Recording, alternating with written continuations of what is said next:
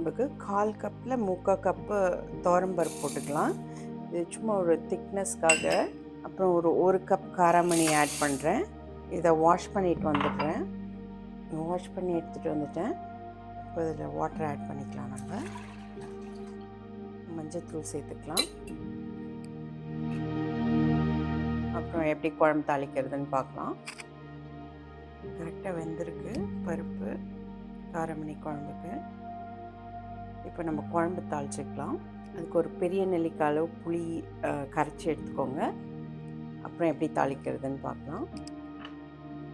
இப்போ இதில் உப்பு மிளகாத்தூள் சேர்த்துக்கலாம். நம்ம குழம்புக்கு வேண்டிய மிளகாத்தூள் 4 டேபிள் ஸ்பூன் மிளகாத்தூள் சேர்த்துக்கிறேன். இதுலேயே தனியாகவும் இருக்குது.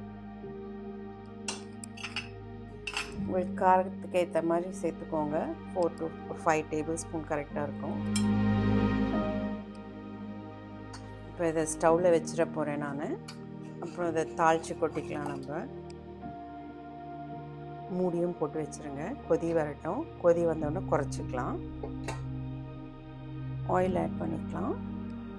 ஒரு 3 to 4 டேபிள் ஸ்பூன் ஆயில், ஒரு அரை டீஸ்பூன் வெந்தயம், 1 டீஸ்பூன் கடுகு, ஒரு 2 சிட்டிகை ஜீரகம். நல்லா கொதி வந்துடுச்சு.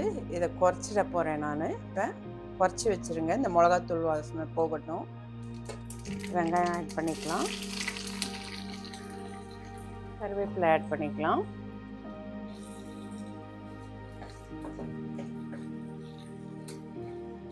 வெங்காயம் வதங்கினோடனே இந்த கத்திரிக்காவை ஆட் பண்ணிக்கலாம். ஒரு 3-4 கத்திரிக்காய் கட் பண்ணி வச்சுருக்கேன்.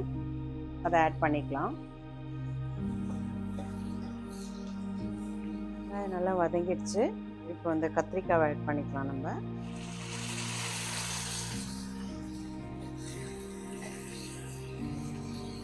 ஒரு 3 தக்காளி பழம் கட் பண்ணி வச்சுருக்கேன். அதையும் ஆட் பண்ணிக்கலாம்.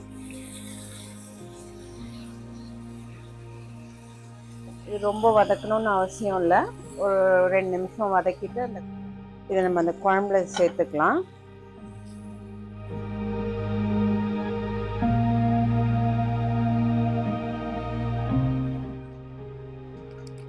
இது புளி கரைச்சி வச்சுருக்கோம் இல்லையா, அதையும் ஆட் பண்ணிக்கலாம்.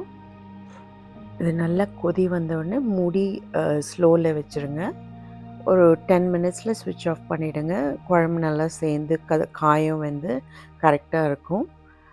ட்ரை பண்ணி பாருங்கள். கொத்தமல்லி தூவி இறக்கிடலாம்.